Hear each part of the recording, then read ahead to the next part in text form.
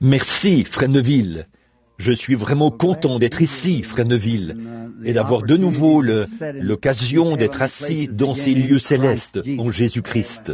La taille de l'assistance n'a jamais été un problème pour moi. Ça me stimule toujours. Vous savez, je me sens plus à l'aise quand je suis devant un petit nombre de personnes, parce que c'est ainsi qu'est l'Église selon moi.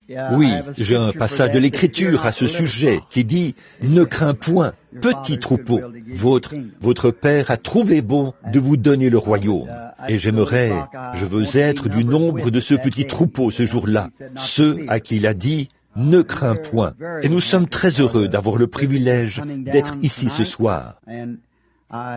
Je ne suis pas venu avec l'intention de prêcher. Il y a quelques minutes, quelqu'un s'est présenté à ma porte alors que j'étais en train d'étudier et que je préparais le contexte d'un sujet sur lequel je veux prêcher bientôt lors de la série de réunions que nous aurons à Phoenix et à Tucson et partout là-bas. Et l'Esprit était vraiment en train de me gaver de bonnes choses de Dieu, vous savez, à propos d'un point de référence final, un sujet sur le point de référence final. Ma femme est venue me dire que quelqu'un était là et qu'il voulait me voir. Je n'ai pas très bien compris, et au bout d'un moment, elle m'a demandé « Est-ce que tu iras à l'église ce soir ?» J'ai dit « Je pense bien ». Et j'ai continué ce que je faisais, tout en essayant de rester dans cet esprit-là. Puis elle est revenue et m'a dit que c'était un malade, qui était venu pour qu'on prie pour lui. J'ai dit, là, j'irai à l'église de toute façon, tu vois, si c'est la prière pour les malades. Vous savez, ces choses nous devrions nous en occuper le plus rapidement possible, quand les gens sont malades et dans le besoin. Tous ceux qui ont été malades savent apprécier ce que cela signifie être guéri par la grande puissance de guérison de Dieu. C'est une chose tellement merveilleuse. Quel privilège! Bon, dimanche prochain, si le Seigneur le veut, et si Frère Neville et tous les autres n'ont rien de spécial, j'ai pensé que dimanche matin prochain, je pourrais apporter mon message de Noël aux gens pour qu'ils puissent, certains d'entre eux viennent de loin, vous savez, par exemple de la Géorgie et de différents endroits, et cela leur permettra de rentrer à temps pour faire leurs emplettes de Noël et tout. Billy vient de me dire que dimanche soir prochain, juste avant le service, ma sœur, Dolores, aura une sorte de petit cadeau pour les enfants. C'est une petite pièce de théâtre qu'ils vont, vous savez, une petite pièce de Noël qu'ils veulent présenter avant le début des services. Et j'ai dit, c'est prévu pour dimanche soir, n'est-ce pas? Il a dit, oui. J'ai dit, dans ce cas, ça ne dérangera rien du tout. Maintenant, voyez, mardi prochain, c'est la veille de Noël. Alors ou mardi de la semaine prochaine, c'est Noël. Donc, cela mettrait les gens sous pression, voyez-vous. Et en plus, ils doivent rentrer chez eux la veille de Noël. Le lundi. Je me suis donc dit que oui, c'est dans 2 semaines. C'est vrai, c'est ça, dans 2 semaines. Je me suis donc dit qu'il fallait que je vienne ce soir en informer les gens, si le Seigneur le veut, et que Frère Neville n'a rien de spécial. En fait, d'habitude, j'aime apporter mon message de Noël à l'église, et mon message de Pâques, et tout ce que le Seigneur me met à cœur d'apporter. Et dimanche prochain, si le Seigneur le veut, dimanche matin prochain, j'apporterai, et la raison pour laquelle je le fais le matin plutôt que le soir, c'est pour permettre aux gens qui viennent de loin d'avoir tout l'après-midi pour voyager, afin de pouvoir rentrer chez eux. Vous voyez, j'aurais préféré le faire le soir. Je pense que c'est beaucoup mieux en soirée. J'aime le service du soir, quand le soleil se couche, quelque chose comme ça. C'est ce que Dieu faisait dans le jardin d'Éden avec Adam. Il descendait dans la fraîcheur du soir et parlait avec Adam. Vous voyez, j'aime les services du soir. Toutefois, compte tenu des circonstances ici, il serait préférable que je le fasse le matin pour que les gens puissent partir. Je suis reconnaissant de savoir qu'on a grandi le tabernacle de ce côté afin d'exploiter cet espace qu'on a ici et cela permettra d'agrandir la surface du bâtiment. Après tout le remue-ménage et les histoires, finalement, nous y sommes quand même parvenus. Vous savez, le vieux frère Bosworth avait le sens de l'humour. Il disait, le bébé qui pleure le plus fort obtient le plus d'attention. Donc, c'est à peu près ça, vous savez. Je pense que de temps en temps, ça rapporte de pleurer un peu. N'êtes-vous pas de cet avis? Alors, je veux complimenter frère Anthony et ses collaborateurs qui sont ici pour cette belle musique. J'ai entendu cela au moment où j'entrais. Et vous savez, ces instruments, ce sont des trompettes. Je voulais qu'un de mes enfants, au moins l'un d'eux, joue de la trompette.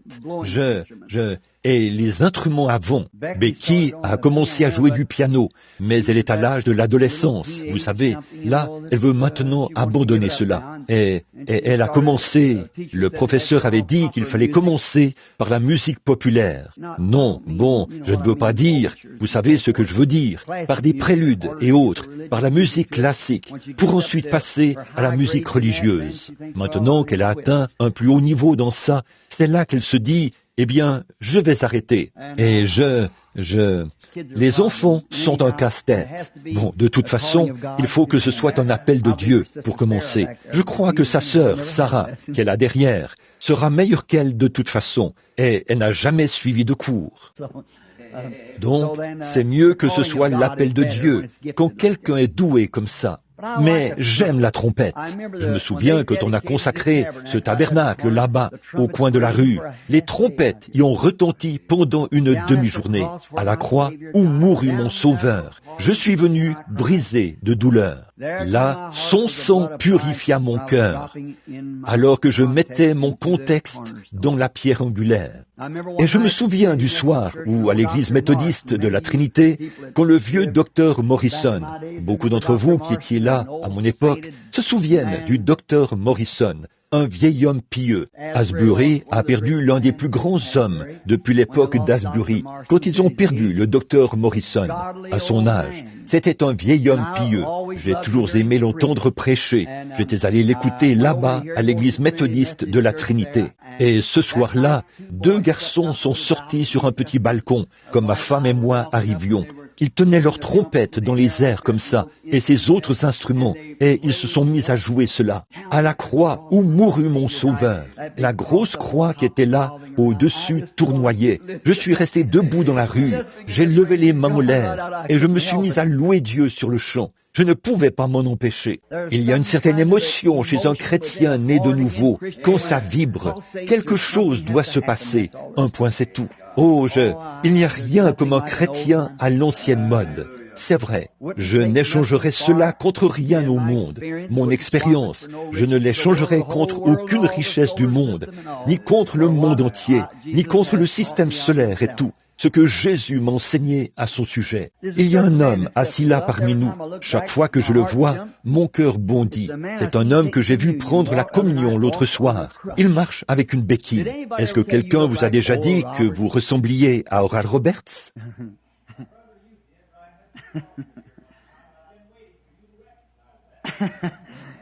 Je vous le dis, chaque fois que Combien vous avez déjà vu Oral Roberts? Presque vous tous. Comme il ressemble à Oral Roberts. J'ai dû le regarder une 2e fois. Et je pense qu'il est un peu plus grand de taille qu'Oral.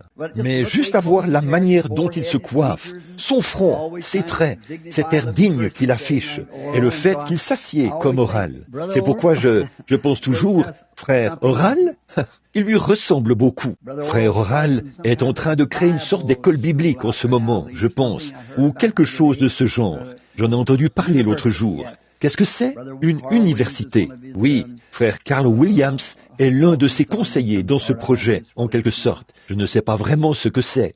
Bon, maintenant, souvenez-vous, dimanche, si le Seigneur le veut, nous commencerons. J'ai la Pâque, ou plutôt le message de Noël. Et aussi, je suis reconnaissant de ce que les travaux de ce tabernacle vont commencer. Ainsi donc, j'espère que ce ne sera pas seulement un ajout en termes de nombre, mais que Dieu accordera plus de grâce à notre Église, à notre mouvement, pas à notre mouvement, mais à notre assemblée où nous nous réunissons. Nous l'aimons Et je voudrais juste dire ceci. Je ne prendrai pas beaucoup de temps. En fait, il y a beaucoup de choses que je devrais dire, mais je ne le ferai pas. Ça prendrait trop de temps. Mais j'aimerais dire ceci. Il s'agit de quelque chose que je ne peux pas dire. Il y a des choses, tout le monde le comprend, que l'on sait, et elles sont au nom du Seigneur. Mais on ne peut pas les dire. Vous voyez, on doit les garder pour soi. Voyez? Mais il s'agit d'un certain événement qui se passe depuis un certain temps, qui est sur le point de se produire.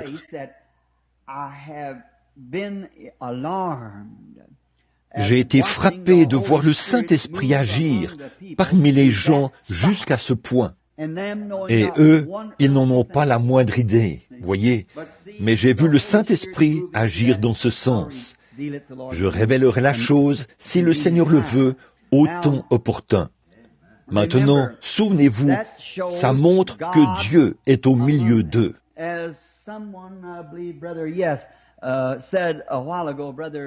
Comme l'a dit quelqu'un tout à l'heure, je crois, un frère, oui, frère Neville a dit ceci.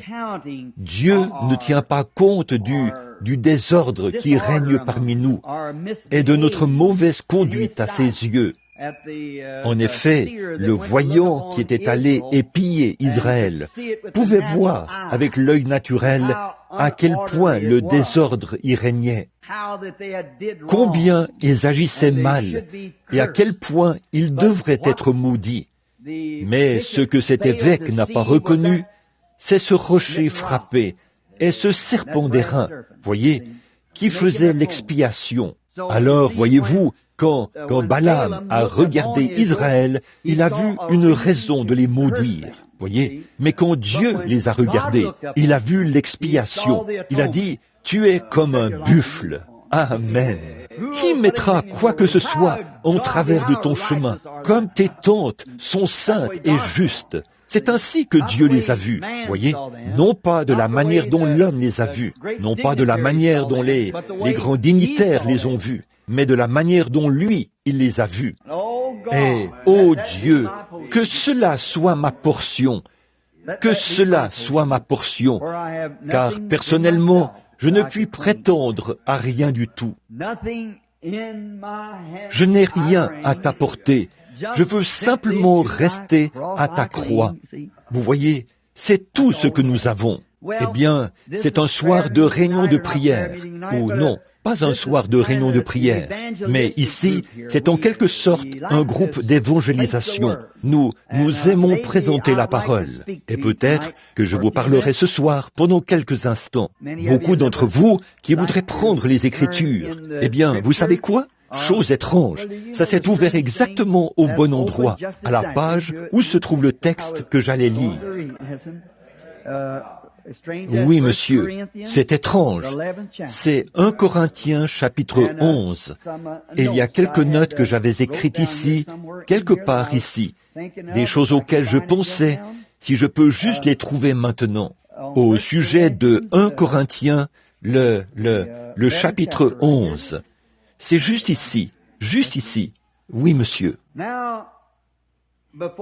Maintenant, avant d'aborder la parole, approchons-nous de l'auteur. Voyez, lui qui est la parole. Afin de demander sa miséricorde et sa bénédiction pendant que nous l'étudierons, lui qui est la parole. Prions. Ô Seigneur Dieu, toi qui es plein de grâce et de miséricorde, et qui as bien voulu tout au long des âges, après que l'homme avait péché et que cela avait creusé ce grand abîme entre lui et toi, un abîme qu'il ne pouvait pas franchir par lui-même. Il était absolument et complètement perdu, sans aucun moyen pour lui de revenir. Mais le Dieu plein de grâce a bien voulu accepter un substitut à sa place, et il l'a ramené. Cela a réjoui le cœur de tous ceux qui t'ont jamais connu, Seigneur, que dans ton grand amour et ta grâce, tu as accepté un substitut. Et comme nous venons de l'exprimer, Seigneur, c'est sur ce substitut que nous nous reposons ce soir, sur celui qui est mort à notre place, nous qui sommes pécheurs, ce juste qui a pris sur lui notre injustice. C'est en lui que nous nous confions. Maintenant, nous nous approchons solennellement de sa parole, le cœur et la tête inclinés en guise de révérence, de respect et de reconnaissance. Et ce soir, nous te demandons de nous accorder la grâce par le Saint-Esprit et de nous donner le pain de vie dont nous avons besoin pour nous nourrir. Tu sais exactement ce dont nous avons besoin et nous savons que tu as promis que si nous demandons, nous recevrons. Seigneur, nous voulons nous souvenir ce soir de tous les gens que nous connaissons qui sont malades et dans le besoin, afin que la grâce de Dieu leur soit accordée en grande abondance. Et Père, nous prions pour ceux qui sont tombés, afin que ce jour férié qui vient ravive dans leur cœur des souvenirs à propos de la position qu'ils occupaient autrefois, et ils se sont retrouvés en dehors de ta communion. Ô Dieu, nous prions pour qu'ils reviennent. Accorde-le, Seigneur, qu'ils reviennent dans l'assemblée, dans l'assemblée des premiers-nés. Qu'ils reviennent là où il y a la grâce et la miséricorde, l'amour et la bonté, et la guérison de notre âme, de notre esprit et de notre corps. Accorde-le, Seigneur. Bénis la parole ce soir. Fortifie-nous tous et accorde-nous tes bénédictions, car nous le demandons au nom de Jésus. Amen. Maintenant, pendant quelques instants, j'aimerais attirer votre attention sur 1 Corinthiens, chapitre 11, versets 23, 24 et 25. Car j'ai reçu du Seigneur ce que je vous ai enseigné, c'est que le Seigneur Jésus, dans la nuit où il fut livré, prit du pain, et après avoir rendu grâce, le rompit et dit, « Prenez, mangez, ceci est mon corps, qui est rompu pour vous, faites ceci en mémoire de moi. » De même, après avoir soupé, il prit la coupe et dit, « Cette coupe est la nouvelle alliance en mon sang. Faites ceci en mémoire de moi, toutes les fois que vous en boirez. » Si je devais donner un titre à ce petit texte dont j'aimerais parler, ce serait « Se souvenir du Seigneur ». On aurait dit que c'est un soir, ou plutôt un message qu'on aurait dû prêcher dimanche dernier, lors du souper du Seigneur. Mais je veux l'aborder sous un angle un peu différent pendant quelques instants. Alors que nous rassemblons nos pensées dans l'adoration du Seigneur. Nous pourrions, bien sûr, commencer par la table du Seigneur, parce que c'est un bon point dont on se souvient tous. Se souvenir du Seigneur à sa table, c'est en effet ce à quoi le texte fait référence. Mais en fait, Paul disait que nous devons prendre la coupe et boire le sang et manger le pain cachère pour avoir en mémoire, pour nous souvenir de ce qu'il a fait pour nous.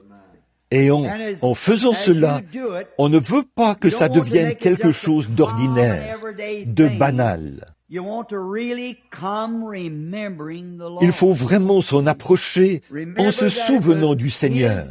Voyez, rappelez-vous que c'est uniquement sa grâce et sa miséricorde, et rien d'autre que cela, qui vous donne la seule espérance que vous avez. Peu importe ce que vous pourriez faire, il n'y a rien, nulle part, qui puisse le moins du monde être comparable à ce que Christ a fait pour vous.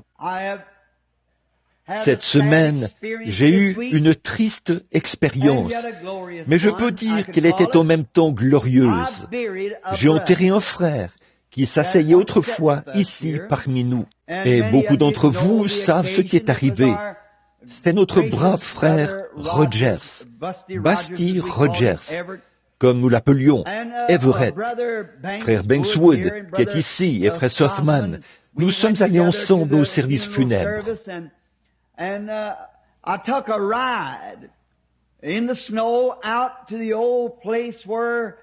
Et je suis allé faire un tour dans la neige, au lieu où je l'avais enterré la première fois, il y a environ 25 ans. Cette fois-là, quand je l'avais enterré, c'était dans des eaux boueuses, au nom du Seigneur Jésus-Christ. Alors que nous traversions le vieux pont familier là-bas, à Tottenford, je parlais à mes frères, je leur disais, un jour, un pasteur d'une certaine dénomination avait dressé une grande tente là-bas et avait dit, il y a un petit farfelu là-bas, à l'église baptiste, qui baptise les gens au nom de Jésus-Christ. A-t-il dit, si jamais qui que ce soit s'était fait baptiser de cette manière, il ne serait même pas le bienvenu sous ma tente. Cependant, il y avait là, sous cette tente, des gens qui s'étaient fait baptiser au nom du Seigneur Jésus. C'était frère George Wright et sa famille. Ils ont juste, tout ce qu'il leur restait à faire, c'était de ne pas y retourner. Au gué, ce jour-là, il venait tout juste de quitter sa réunion. Il est venu pour voir ce qui se passait, en quelque sorte, et son assemblée se trouvait là. Et je suis arrivé à cet endroit-là. La pluie était tombée là-haut, sur les collines, et les eaux boueuses des champs s'étaient retrouvées en aval, par de petits affluents, rendant ainsi la rivière bleue très boueuse. Je me suis avancé dans l'eau jusqu'à la taille, et un des administrateurs, ou plutôt l'un des diacres, m'a remis la Bible, et j'ai lu où Pierre a dit, le jour de la Pentecôte, « Repentez-vous, et que chacun de vous soit baptisé au nom de Jésus-Christ pour le pardon de vos péchés, et vous recevrez le don du Saint-Esprit. » C'était le jour où Georgie Carter était allongée là et qu'elle essayait de lever les mains. Elle pesait à peine une 30aine de kilos. Ça faisait 9 ans et 8 mois qu'elle était alitée, sans pouvoir bouger. Quant à sa famille, l'Église dont elle était membre avait dit que si jamais quelqu'un venait à mes réunions, il serait excommunié de l'Église.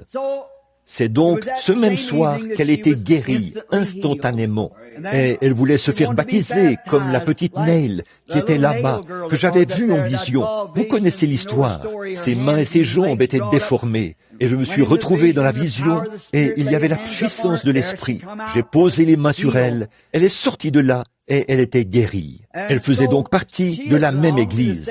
Eh bien, c'était une église méthodiste. Le pasteur méthodiste, frère Smith, était celui qui se trouvait sur la rive avec son assemblée. Et j'ai commencé à baptiser conformément au baptême chrétien de la Bible. Et à peu près au moment où j'avais baptisé la 5e ou la 6e personne, tout d'un coup, les gens ont rompu les rangs, là, sur la colline. Et voici que s'est avancé ce groupe de méthodistes, vêtus de leurs beaux vêtements, pour se faire baptiser au nom du Seigneur Jésus. L'une après l'autre, des dames qui portaient de jolis vêtements d'été en soie, s'avançaient dans cette boue, essuyant les larmes qui leur coulaient sur le visage, et enlevant leur rouge à lèvres. Elles s'avançaient pour faire leur confession et se faire baptiser. Et parmi ce groupe, un homme fort, aux épaules larges, les cheveux coupés courts à la manière des soldats américains, un large visage, un homme costaud, s'est avancé là avec son beau complet de serge bleu. Il a dit, « Moi aussi, j'ai pris ma décision. » C'était Basti Rogers, sans que qui que ce soit lui dise quoi que ce soit. C'est là que je l'ai enterré au nom du Seigneur Jésus-Christ, sur la base de sa confession. La semaine dernière, je l'ai mis sous terre à Milltown. J'ai prêché le sermon intitulé « La perfection de la résurrection ».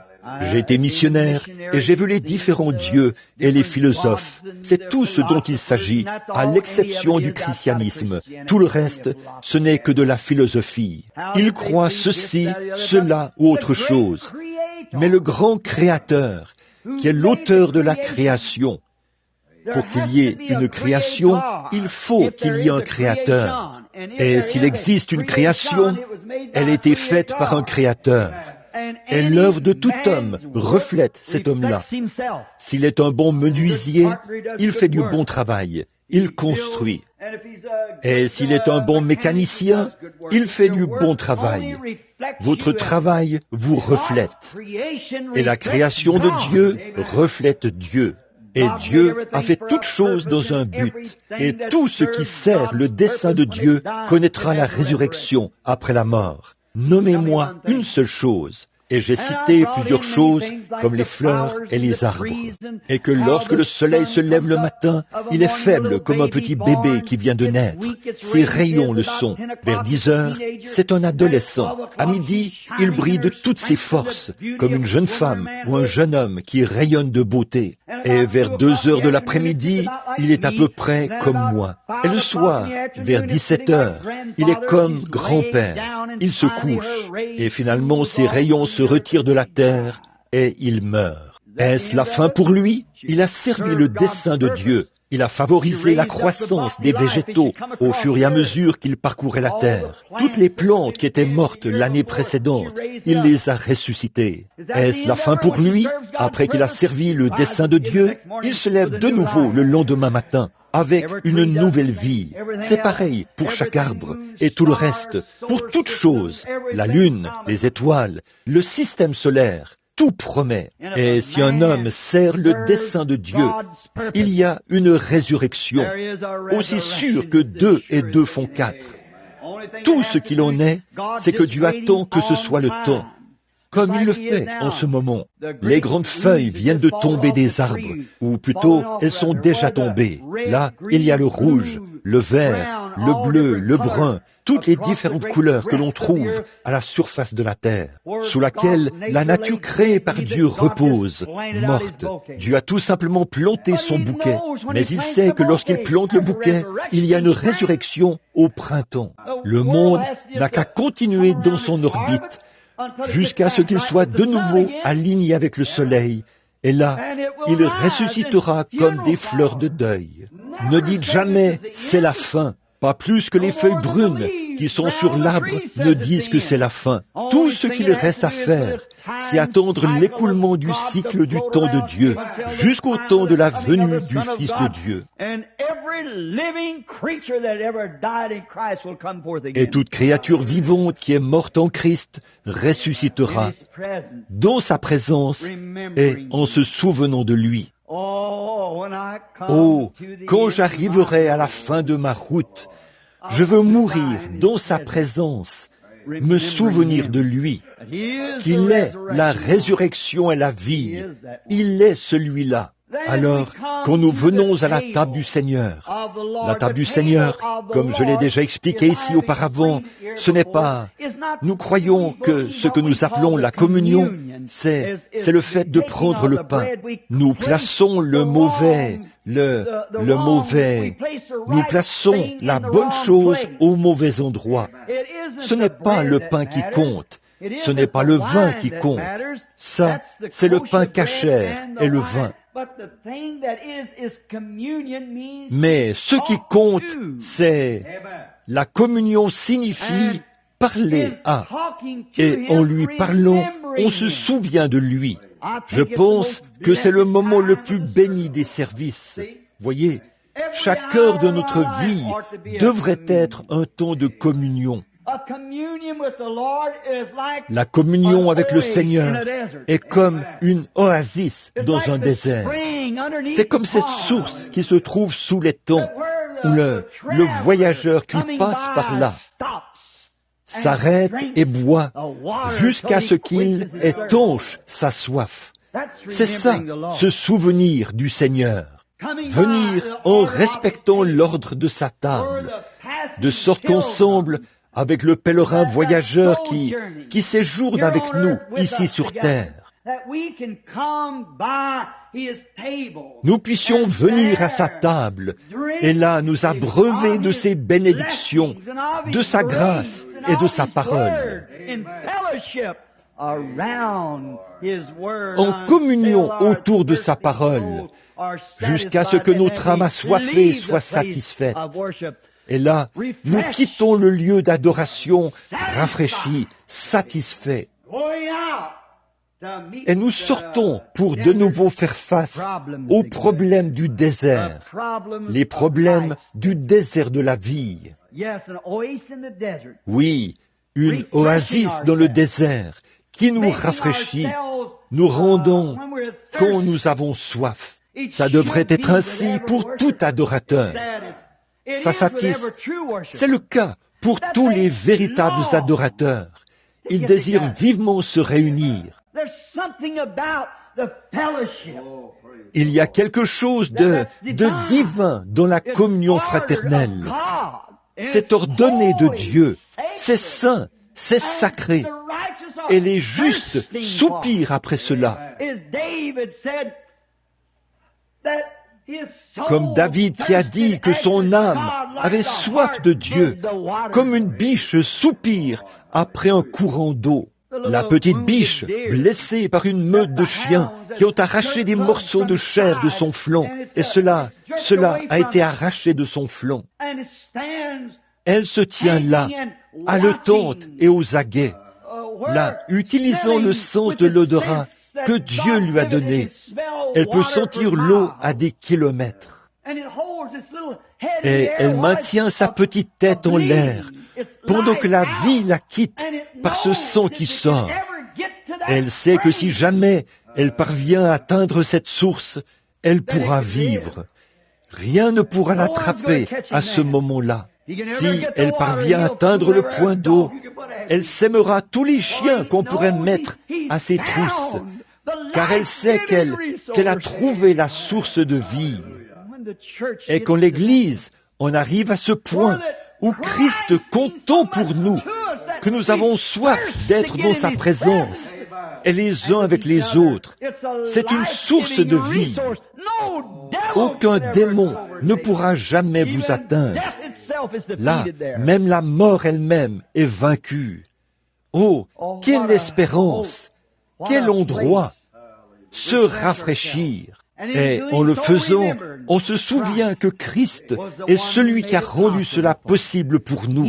Il est celui qui a fait ces choses pour nous. Nous devons nous souvenir de lui. Car, rappelez-vous, autrefois, nous étions des étrangers sans Dieu, des gens des nations, emportés par des idoles muettes. Mais rappelez-vous, Christ est mort, non pas pour les Juifs, mais pour toute créature qui fait partie de la race déchue d'Adam. Christ est mort.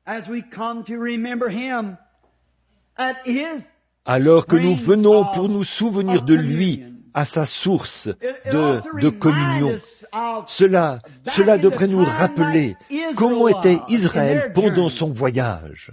Et ils en sont venus, bien qu'ils étaient dans la ligne du devoir, faisant route de l'Égypte vers leur délivrance, vers le pays promis. Étant dans l'exercice même de leurs fonctions, ils se sont retrouvés sans eau. C'était sec, à perte de vue, en tout lieu, sous chaque colline où il aurait dû y avoir des sources, il n'y en avait pas. Et ils périssaient dans le désert. C'est alors qu'apparut le rocher. Moïse a frappé ce rocher, et de lui est sortie de l'eau en abondance. Tout homme assoiffé, toute femme assoiffée, tout enfant, ou même toute bête assoiffée, pouvait boire de l'eau en abondance. Comme le dit Jean 3,16, le passage marquant de la Bible, « Car Dieu a tant aimé le monde qu'il a donné son Fils unique, afin que quiconque croit, communie, se souvient de lui, ne périsse point, mais qu'il ait la vie éternelle. » Se souvenir que Christ est notre rocher qui a été frappé pour sauver un monde qui périt, des gens des nations qui périssent, des Juifs qui périssent, un monde qui périt. Christ a donné sa vie en abondance, afin que tous ceux qui avaient faim et soif, comme l'a dit le prophète, puissent venir à la source, acheter de moi du lait et du miel sans rien payer. Venez, parce que c'est la communion. Venez en mémoire du Seigneur. Je peux encore penser à ce souvenir du Seigneur par rapport à un lieu de rafraîchissement, le puits que l'on a appelé Lahai Roi, ce qui signifie en hébreu le puits de celui qui vit et qui me voit. Agar, mal comprise, bien qu'elle soit sur le chemin du devoir, mal comprise, mal jugée et rejetée, sans endroit où aller, avec un enfant qui périssait, et l'eau de l'outre était épuisée. Le petit garçon pleurait, et seul le cœur d'une mère saurait ce que cela signifie d'entendre ce cri pour recevoir de l'eau, alors que la petite langue du bébé enfle, et que ses lèvres se dessèchent, et qu'il s'affaiblit minute après minute. Rejetée, en plein sur le chemin du devoir, sans endroit où aller, elle s'était privée de cette eau et avait dû lui donner cela jusqu'à la dernière goutte, qu'elle avait dû frotter sur ses petites lèvres desséchées. Et une fois que l'outre était vide, elle l'a déposée et a continué son chemin. Le petit enfant réclamait de l'eau à grands cris et il devenait de plus en plus faible. C'était son seul enfant. Sans doute qu'au fond d'elle, son cœur innocent criait « Oh Dieu, qu'est-ce que j'ai fait ? Qu'est-ce que j'ai fait ?» Et elle ne pouvait pas supporter de voir l'enfant mourir dans ses bras. Alors, elle l'a laissé sous un buisson. Elle s'est éloignée à la distance d'environ une portée d'arc, probablement une centaine de mètres ou plus. Elle a vu un petit arbre. Elle s'est agenouillée là et s'est mise à pleurer, car elle se demandait pourquoi, si elle avait fait ce qui était juste, pourquoi ceci lui arrivait-il? Bien des fois, il nous arrive de penser ainsi quand nous sommes malades ou affligés, voyez, mais peut-être que tout cela arrive pour montrer de la grâce et la miséricorde. Et pendant qu'elle réfléchissait, elle a entendu réclamer de l'eau d'une voix faible qui a fini par s'éteindre. Elle a entendu une voix lui parler en ces termes. « Pourquoi pleures-tu? Pour quelle raison pleures-tu » Puis elle a levé les yeux et elle a vu le puits qui bouillonnait. Quelle source de rafraîchissement! Lahai Roi. Il se peut que je le prononce mal. L-A-C-H-A-I, tréma, R-O-I, tréma.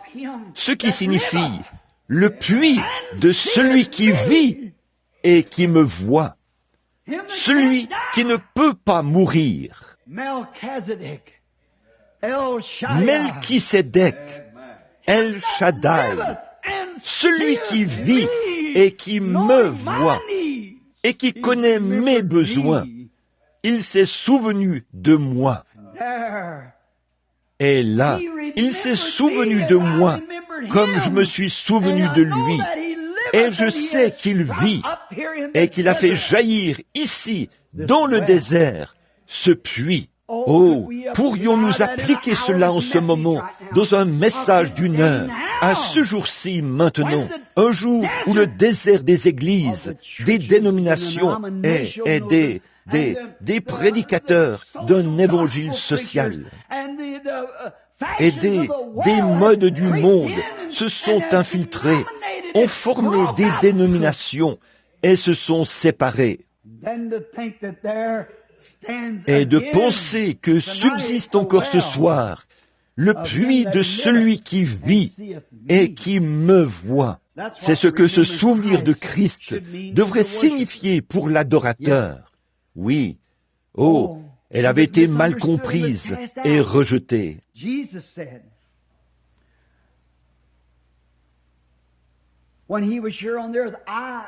Jésus a dit, quand il était ici sur la terre, « Je suis les eaux vives, je suis les eaux de la vie. » Et je veux exprimer une autre petite pensée qui me vient à l'esprit.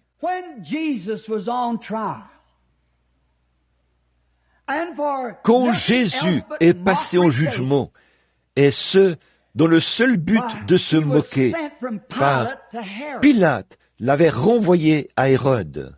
Eh bien, Pilate n'avait pas à faire cela, vous savez, et il avait essayé de s'en laver les mains. Mais une fois que c'est sur vos mains, vous êtes obligé de prendre votre décision. Vous ne pouvez pas renvoyer la balle à quelqu'un d'autre. C'est vous en tant qu'individu. Mais on l'avait renvoyé à Hérode juste pour se moquer de lui, parce qu'il avait toute une réputation de faiseur de miracles et tout. Et il était un indésirable dans l'Église. Donc, à son tour, Pilate s'est dit qu'il allait simplement le renvoyer à Hérode, et que ça aiderait peut-être à faire cesser la vieille rancune qu'ils avaient l'un contre l'autre. C'est ainsi qu'on a traîné Jésus dans les rues et les places, jusqu'à ce qu'il se retrouve à la cour supérieure, chez Hérode.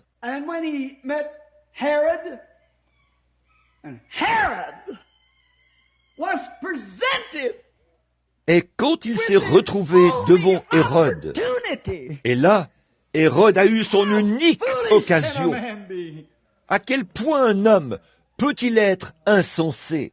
Si seulement Hérode avait su que celui qui se tenait devant lui était l'accomplissement de ce qu'avaient annoncé tous les prophètes hébreux, que se tenait devant lui ce après quoi le monde avait tant langui et soupiré, l'accomplissement de ce qu'avaient annoncé tous les sages et les prophètes. L'occasion de combler son cœur de pécheur, de grâce et de miséricorde. Quel homme insensé il était! Toutefois, il n'était pas aussi insensé que les hommes d'aujourd'hui qui ont la même occasion, puisque nous avons eu 2000 ans de plus pour accéder à son enseignement, à sa miséricorde. Mais comme c'est insensé, ce qu'a fait Hérode, quand il s'est retrouvé devant lui et qu'il n'a jamais imploré sa grâce et sa miséricorde, n'a jamais demandé le pardon de ses péchés. Il n'a jamais su que là, devant lui, je ne pense pas qu'il s'est rendu compte de qui était la personne qui se tenait là, devant lui.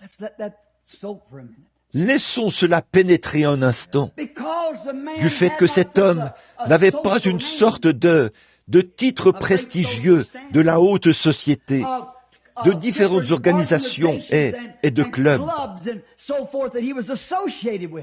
Et tout ça, dont il était membre, il n'avait pas une telle réputation. Mais parmi ceux qui connaissaient la Bible et qui connaissaient la promesse, il en avait une. Et permettez-moi d'enfoncer le clou. Ceux qui étaient prédestinés à la vie éternelle, ils ont reconnu cela dès qu'il s'est présenté là-bas. Mais Hérode n'avait pas appris cela. Il ne l'a jamais su. Comme c'est triste. Tout ce que les prophètes avaient annoncé pendant 4000 ans, l'accomplissement de la réponse aux cris du monde, se tenait là, devant lui. Là, en sa présence, se tenait l'accomplissement de tout cela. Et comme je le répète, on pourrait penser que c'était un homme insensé, parce qu'il avait pris une décision insensée. Car, remarquez, il n'a jamais imploré sa miséricorde. Il lui a demandé de le divertir. Oh, j'ai entendu dire que tu es un faiseur de miracles. Il a demandé le divertissement au lieu de la miséricorde. C'est ce que le monde exprime aujourd'hui.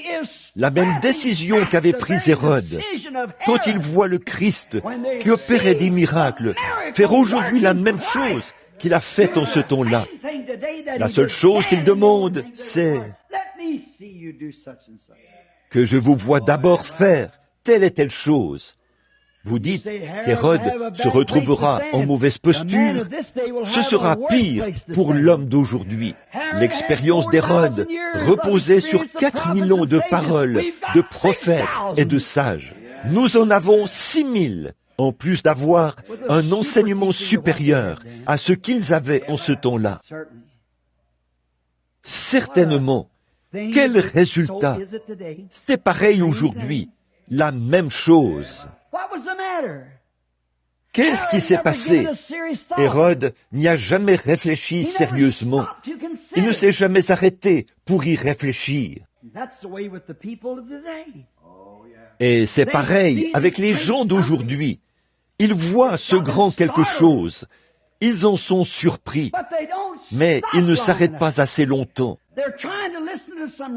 Ils essaient d'écouter un rabbin ou un théologien qui trouve toutes sortes d'explications pour en démontrer le contraire. Et pourtant, quand je pense à Jeffersonville, combien de fois ai-je voulu vous prendre sous mon aile, comme une poule rassemble sa couvée, mais vous ne l'avez pas voulu. Combien de fois ai-je voulu vous rassembler? Combien de fois ai-je voulu faire de cet endroit le coin du jardin où toutes les nations auraient pu se retrouver? Mais vous ne l'avez pas voulu. Voyez? Voyez? Maintenant, vous voyez ce dont Hérode devra se souvenir ce jour-là? Sa grande occasion, il l'a rejetée. Et ce soir, là-bas, quelque part dans les régions des perdus, il se souvient de ce qu'il a fait. C'est trop tard maintenant. Que cela ne nous arrive pas. C'est maintenant le temps de notre visitation. Souvenons-nous de Christ, qu'il est le même hier, aujourd'hui et éternellement. Hébreux 13:8. N'attendez pas d'être dans des régions là-bas, par milliers d'années, dans cette dimension où vous ne pouvez pas aller dans la présence de Dieu, alors que votre temps sur la terre est terminé. Dans ce cauchemar de l'horreur, vous vous rappellerez que vous avez eu votre occasion et que vous l'avez rejetée. Que les jeunes prêtent attention à ceci, que tous y prêtent attention. Hérode n'y a jamais réfléchi sérieusement. À l'unique occasion qu'il a eue, tout ce qu'il a demandé, c'est qu'on le divertisse, se disant que Jésus ferait peut-être une sorte de tour, comme sortir un lapin du chapeau ou, vous savez, quelque chose de ce genre. Il se disait qu'il était peut-être, autrement dit, il le considérait comme un magicien. Nous avons entendu dire que tu peux faire des tours, que je te vois donc faire un tour maintenant. Permettez-moi de dire ceci avec respect. Mais que de fois les soi-disant ministres de ce jour-ci ont dit, si le Saint-Esprit existe, si vous croyez que le Saint-Esprit agit exactement comme au commencement, que je vous vois prendre le vieux un tel qui est ici, ou ceci, oh, cet homme ici, cette femme ici, j'irai les chercher, que je vous vois le faire. Se rendent-ils compte que c'est le même esprit? Non, pas du tout. Qui a dit à Jésus, si tu es le Fils de Dieu, prends, change ces pierres en pain. Si tu es le Fils de Dieu, dis-nous qui t'a frappé sur la tête. Si tu es prophète, dis-nous qui t'a frappé. Alors qu'il avait un chiffon sur le visage, il le frappait sur la tête, puis se passait le bâton l'un à l'autre, en disant, dis-le-nous si tu es prophète, dis-nous qui t'a frappé, et nous te croirons. Dis-nous, si tu es le Fils de Dieu, nous te parlons d'un cœur honnête. Si tu es le Fils de Dieu, descends de la croix, et nous croirons que tu es le Fils de Dieu. Je me demande si beaucoup de gens aujourd'hui, hommes, femmes, jeunes et vieux, ne sont pas dans la même situation. Et un de ces jours, vous vous rappellerez que vous avez été dans sa présence, à sa source, et que vous vouliez voir un tour, ou que vous vouliez voir un numéro, ou quelque chose de ce genre. Là, j'y croirais. Que j'ai un frisson dans le dos, que je fasse ceci ou cela, j'y croirais. Vous voyez, une sensation, c'est purement de l'idolâtrie Vous savez, Jésus a dit une fois, il a posé une question. J'aimerais poser cette question à l'Église ce soir. Jésus a dit, pourquoi? Pourquoi m'appelez-vous votre Seigneur si vous ne faites pas ce que je vous ai ordonné de faire? Pourquoi pourriez-vous m'appeler Seigneur et ne pas observer ma parole? Pourquoi pouvez-vous m'appeler Seigneur et rejeter les choses que je vous ai ordonné de prêcher et d'enseigner? Qu'est-ce qui fait ça? C'est parce qu'une certaine tradition dénominationnelle se tient entre eux et la parole. Et tout ce qui se tient entre vous et Dieu est une idole. Ça prend la place de Dieu. Pourquoi dites-vous Seigneur? Seigneur, ça veut dire possession. Le Seigneur possède la propriété. Et si je suis la propriété de Dieu, si je lui appartiens, lui qui m'a fait faire demi-tour un jour, alors que je suivais le mauvais chemin, et m'a appelé dans un but, comme il l'a fait pour Paul, que dois-je faire d'autre que d'accomplir son désir? Que pourrais-je faire d'autre que d'observer sa parole? Pourquoi m'appelez-vous Seigneur? Je veux évoquer le cas de quelqu'un d'autre ici, voir ce qu'il en est de lui. Qu'en est-il de Judas? Quel souvenir garde-t-il de lui? Notre sujet, c'est ce souvenir du Seigneur. Judas, ce soir, est, jusqu'à ce qu'il soit anéanti, il devra se souvenir qu'il a vendu son droit d'aînesse. Il a vendu Jésus pour ses intérêts personnels. On ridiculise Judas. On dit que c'était un méchant de la pire espèce, qu'il n'est pas digne de vivre dans aucun endroit ou dans aucune société, qu'il n'est pas digne d'aller au ciel. Pourquoi il a vendu son Seigneur après avoir eu l'occasion d'être même un disciple, d'être un apôtre, l'appel le plus élevé dans la Bible, plus élevé que celui d'un prophète. Il a eu l'occasion d'être un apôtre et il a vendu ce droit pour un intérêt personnel. Et maintenant, il doit s'en souvenir. C'est ainsi qu'il se souvient de Jésus, un intérêt personnel. Et je me demande combien il y en a ce soir qui, bien qu'ils se tiennent en chair, ou portent la longue robe de la chorale, occupent la fonction de diacre, ou le poste de trésorier, d'administrateur, ou peu importe ce que c'est. La fonction qu'il occupe dans l'Église, ou le ministre qui se tient en chair, ils vendent l'occasion qu'ils ont pour obtenir une gloire personnelle. Docteur, évêque, un tel, pour une gloire personnelle, un intérêt personnel. Un homme m'a dit une fois, je crois que c'est la vérité, mais si je prêchais ça, je maudirais dans la rue. Vous rappelez-vous le jeune homme riche et Lazare, ceux qui en étaient deux à la fin, leur destinée éternelle? Bien que l'un était un mendiant et l'autre un homme riche, le tableau a changé un jour et les deux pouvaient se souvenir. Aussi les gens s'époumontent-ils ce soir à parler de Judas parce qu'il l'avait vendu pour un intérêt personnel. Pourtant, beaucoup font la même chose aujourd'hui. Ils le vendent pour un intérêt personnel. Celui qui était sacrificateur à cette époque se souviendra aussi qu'il a vendu la possibilité qu'il lui avait offerte, la possibilité de devenir son serviteur, de devenir son disciple, de se convertir à lui. Ils l'ont vendu car ils étaient verts de jalousie, une jalousie empoisonnée. Ils étaient jaloux de sa doctrine. Eh bien, à seulement 12 ans, Il pouvait nettement les surpasser en tout. Mais ils n'ont pas reconnu qu'il était le Messie.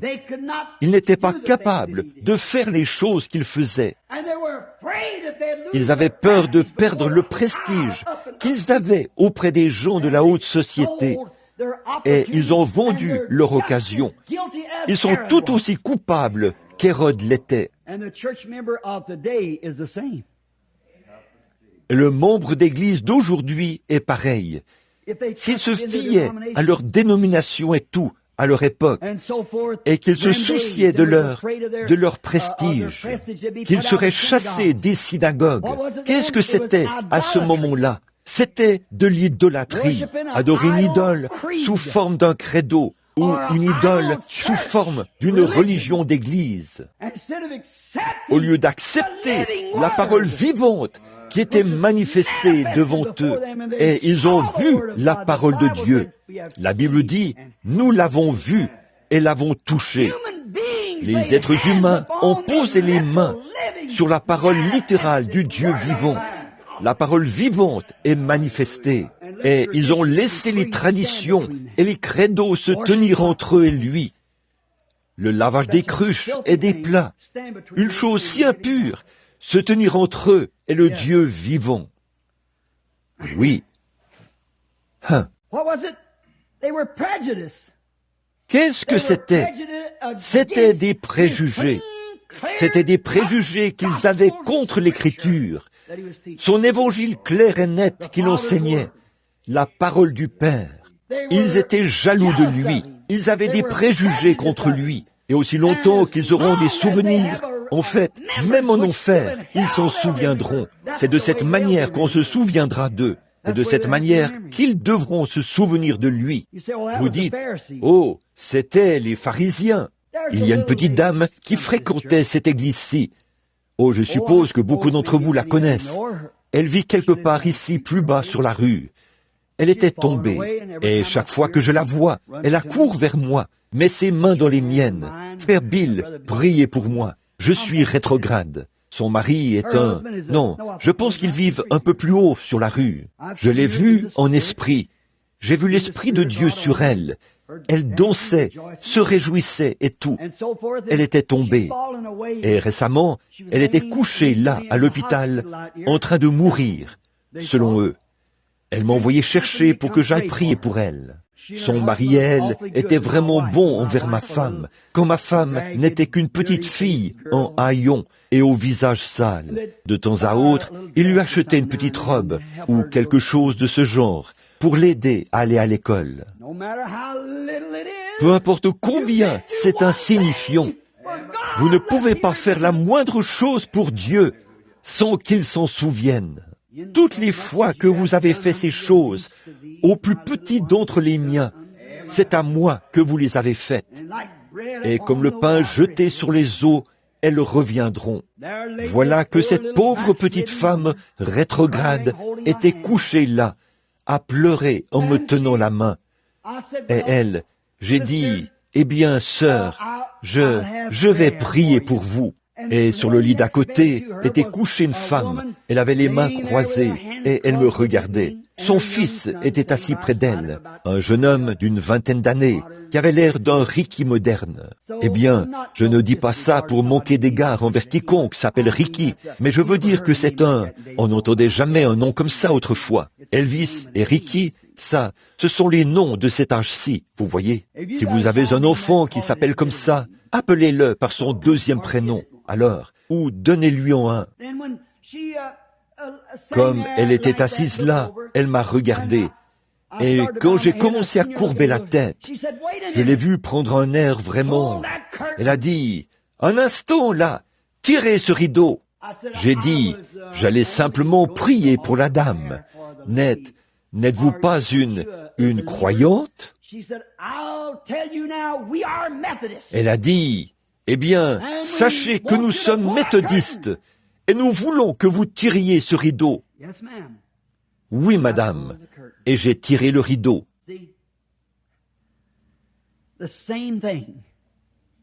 Vous voyez, c'est la même chose. C'est la même chose aujourd'hui.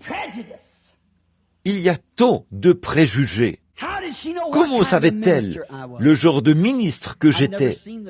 Je n'avais jamais vu cette femme, mais elle avait probablement entendu quelqu'un dire que je croyais en la guérison des malades. Et elle avait reçu un enseignement contraire à cela. Elle ne voulait rien avoir à faire avec ça. Elle s'en est lavé les mains. Elle avait peur que ça retombe sur elle. Ne vous inquiétez pas, vous n'y arriverez pas. Pas plus que Pilate n'a pu s'en laver les mains. Bon, je ne dis pas ça pour jeter du discrédit sur les méthodistes. Là, ce n'était qu'une seule femme. Voyez, peut-être que c'était juste son attitude à elle. Je ne pense pas que tous les méthodistes sont comme ça, parce que j'ai prié pour beaucoup d'entre eux. Ils m'appellent pour que j'aille prier pour eux, et il y a eu des signes et des prodiges parmi eux. Ce ne sont jamais les gens qui fréquentent ces églises, c'est le système dans lequel ils sont. C'est ça qui en est la cause. Mais elle était ce genre de personne, vous savez. Qu'est-ce que c'était? Elle était verte de jalousie diabolique, une jalousie empoisonnée. Je pourrais dire quelque chose. Une fois, il s'est tenu ici en ville une certaine série de réunions. On a demandé pourquoi je n'y avais pas été invité. Mais je vais juste laisser tomber cela parce que je suis chez moi. Mais de toute façon, il n'y a aucune raison à cela. C'est juste de la jalousie. C'est une affaire de credo. C'est de l'idolâtrie. Comme nous aimerions passer les bras autour de tout le monde.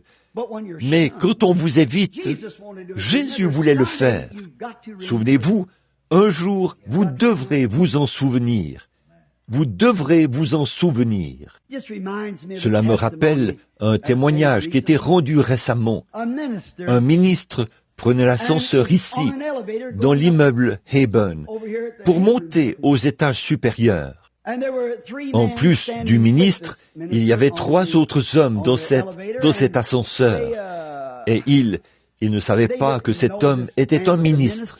Je suppose qu'ils ne le savaient pas. Comme ils montaient, ils se sont tous arrêtés au 8e étage. Et un homme s'est tourné vers le ministre et a dit, « Vous savez quoi?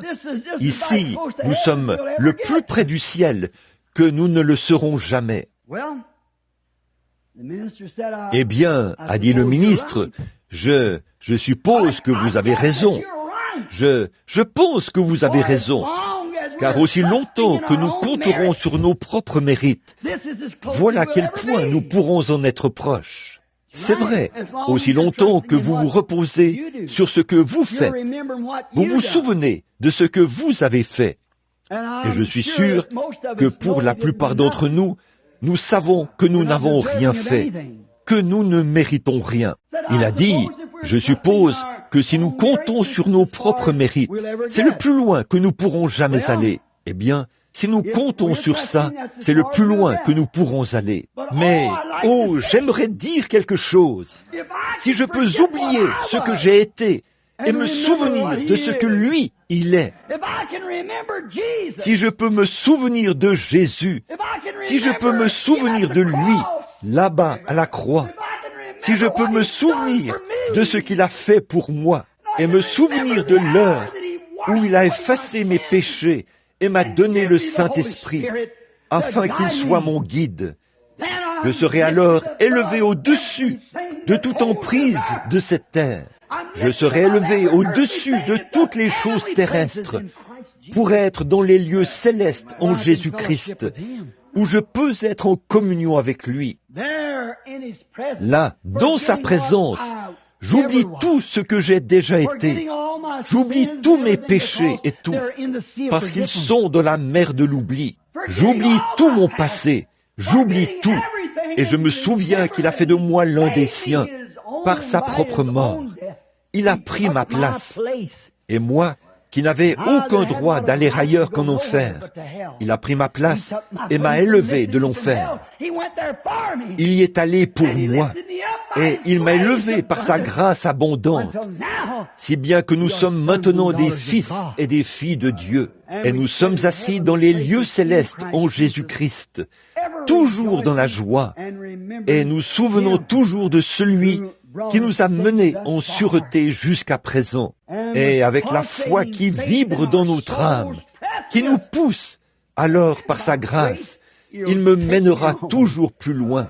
Et par les yeux de la foi, je vois son écriture s'accomplir. Tous ceux qu'il a connus d'avance, il les a appelés. Tous ceux qu'il a appelés, il les a justifiés. Et tous ceux qu'il a justifiés, il les a glorifiés. C'est pourquoi, ayant ceci à l'esprit, je me tiens dans l'assemblée où se trouve l'Esprit de Dieu et où les gens sont élevés, afin d'être assis dans les lieux célestes en Jésus-Christ.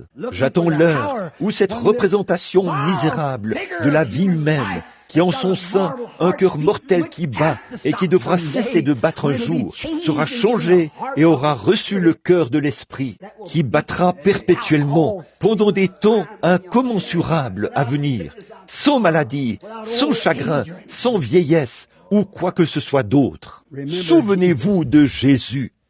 Quand le pot est vide à la maison et qu'il n'y a plus de farine, souvenez-vous de Jésus.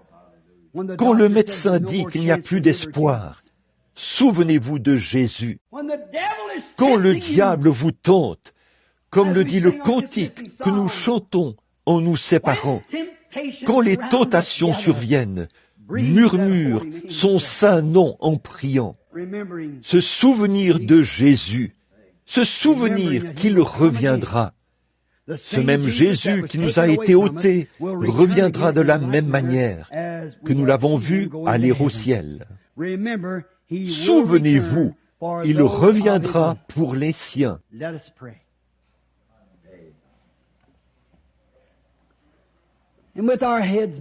Prions. Et pendant que nous avons la tête inclinée et que ce petit message entrecoupé est encore dans votre cœur, aimeriez-vous qu'il se souvienne de vous maintenant? Si oui, levez la main et demandez quelque chose de spécial. Seigneur, souviens-toi de moi. Comme l'a dit le poète, souviens-toi de moi quand mes larmes coulent.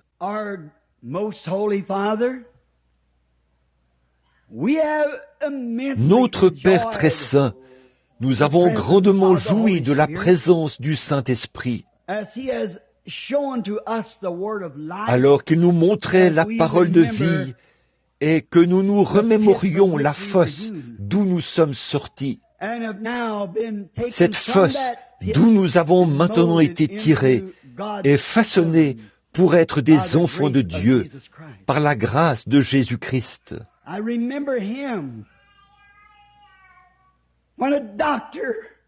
Je me suis souvenu de lui quand un médecin m'a regardé en face et m'a dit « Il ne vous reste que quelques minutes à vivre ».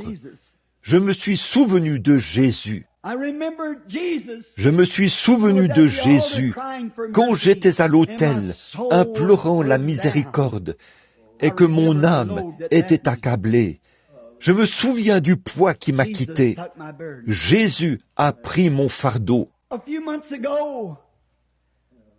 Il y a quelques mois, alors que j'étais assis sur le banc et que je regardais dans le viseur du canon du fusil pour tirer sur une cible,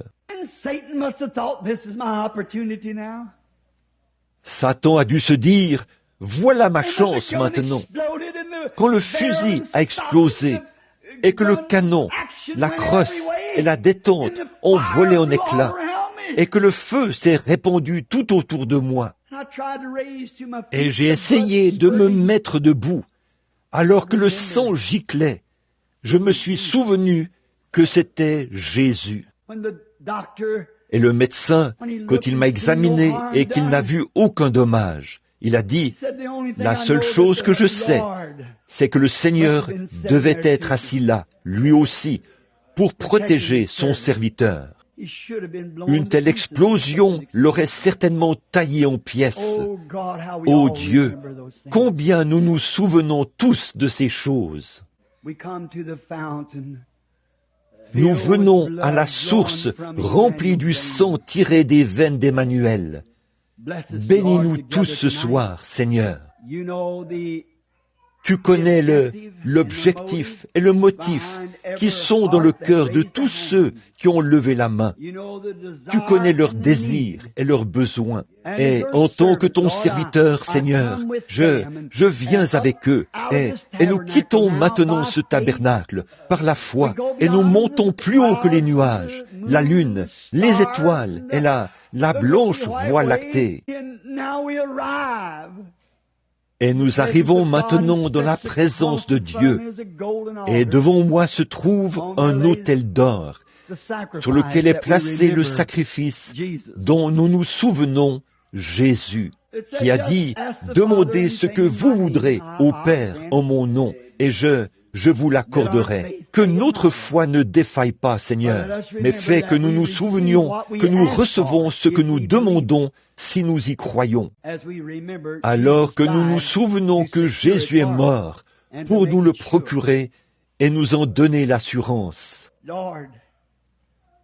Seigneur, nous voyons que tu as grandi notre bâtiment. C'est toi qui as fait cela pour nous. C'est toi qui nous as accordé cet agrandissement de l'Église. Et nous savons, Seigneur, que c'est toi qui nous as donné cette Église dès le départ. Nous te prions de bénir ses efforts. Seigneur, nous prions pour notre pasteur, frère Neville, ton bon, fidèle et humble serviteur. Il est prêt à exercer son ministère à n'importe quel titre, peu importe si c'est en étant assis tout au fond ou si c'est en tant que concierge de l'Église. Peu importe où tu as besoin de lui, il veut être cet instrument qui est prêt à te servir partout où tu l'appelles. Nous te prions, ô Dieu, de le bénir. Ô Dieu, cette grande épreuve que je viens de traverser, ces administrateurs qui m'ont soutenu, cette Église qui a prié pour moi, finalement, la victoire a été obtenue. Ô Dieu, je prie pour eux.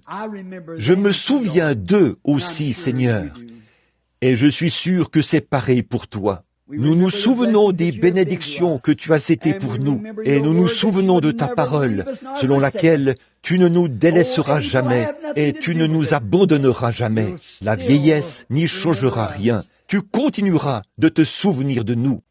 Quand le monde ne sera plus, et que le temps se fondra dans l'éternité. Il est écrit quelque chose comme ceci. Une mère oublierait-elle son nourrisson? Je ne vous oublierai jamais. Vous êtes gravés dans la paume de mes mains, les clous qui ont gravé nos noms. Nous savons que tu te souviens de nous, Seigneur. Puisses-tu toujours être dans nos plus beaux souvenirs, comme notre Sauveur, notre Guérisseur, notre Roi, notre Amoureux, notre vie, notre Soleil, notre tout en tout. Cette source inépuisable de la grâce et de l'amour de Dieu pour nous, les êtres humains déchus de la famille d'Adam.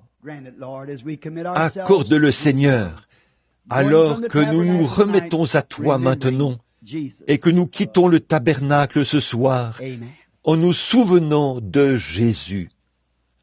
Amen. Vous souvenez-vous de lui?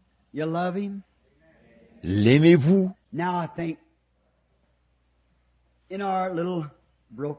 Maintenant, je pense que dans notre petit message entrecoupé, nous pourrions ajouter ceci. Paul a dit, quoi que nous fassions, nous le faisons par l'Esprit. En toute chose, nous devrions nous souvenir de lui. Ne prenons aucune décision tant que nous ne nous sommes pas souvenus de lui. Ne faisons rien parce que ce serait irréfléchi. Si l'ennemi frappe un côté de la joue, avant de frapper à notre tour, souvenons-nous comment lui, il a réagi. Souvenons-nous de ses actes. S'il y a une décision à prendre, attendons. Souvenons-nous du genre de décision que nous croyons qu'il prendrait et que cela soit notre décision. Si nous voulons agir en hâte, souvenons-nous qu'il n'était jamais pressé. Voyez, si nous sommes trop empressés, souvenez-vous qu'il habite l'éternité. Le temps ne compte pas pour lui. C'est le motif et l'objectif de notre cœur qui compte. Souvenons-nous de lui.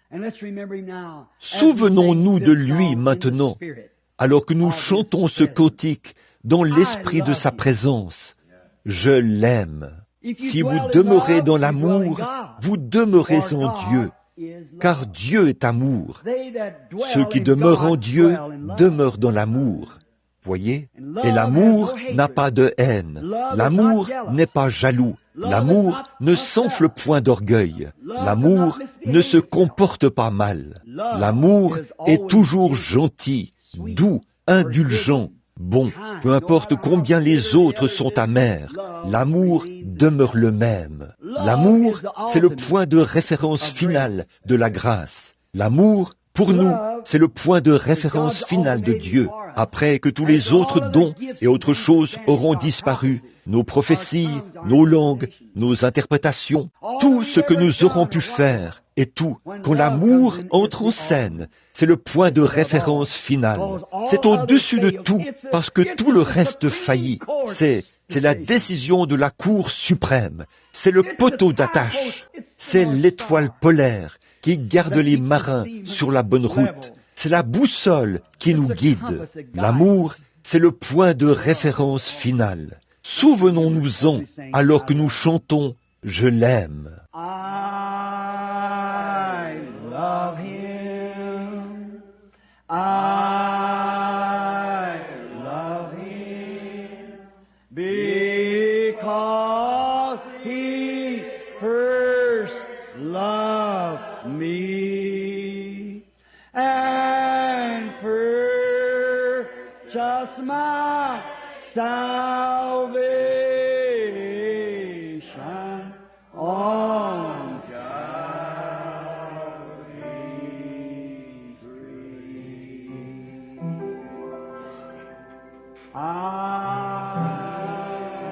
love him. I love him because he first. Maintenant, souvenez-vous, il m'a aimé et a donné son Fils. And purchased my salvation on Calvary's tree. Now, while our sister Pendant que notre sœur joue ce cantique pour nous, puissions-nous, dans la douceur de la communion fraternelle, alors que nous sommes assis ensemble dans les lieux célestes en Christ, ôtez tout à présent, toute chose de votre cœur, et souvenez-vous, la parole de Dieu le dit, « Je suis son serviteur ». Il est ici. Serrons donc la main à quelqu'un et disons, « Que Dieu vous bénisse, frère ». Si vous avez un ennemi, levez-vous et allez vers lui, voyez. Que Dieu vous bénisse, frère.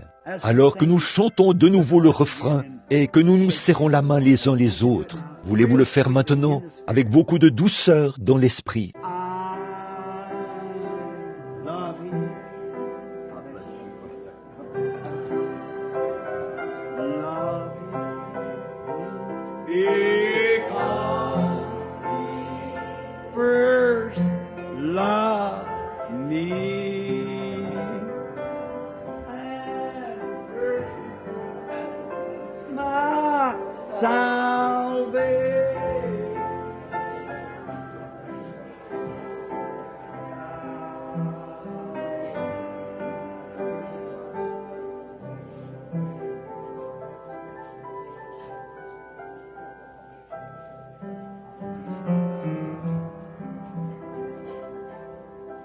Avec nos mains levées maintenant.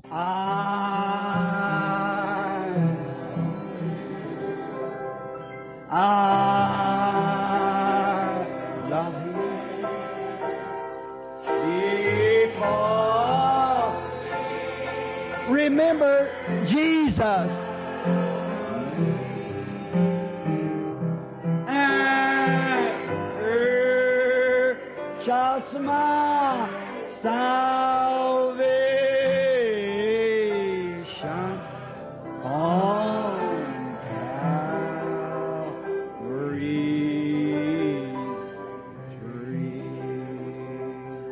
Now let's bow our heads and hum it.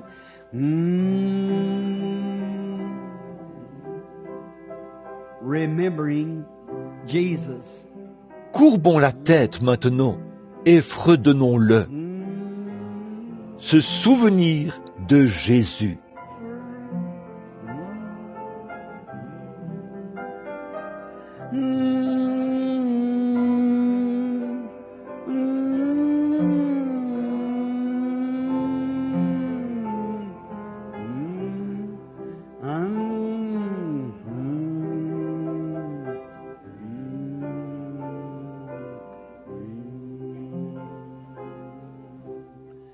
Maintenant, alors que notre sœur joue tout doucement et lentement, je vais demander à notre brave frère, frère Neville, aurais-tu un mot que tu aimerais dire ou quelque chose d'autre? Très bien. Je vais demander à frère Collins, qui est là derrière, notre fidèle petit frère ici, l'un de nos collaborateurs,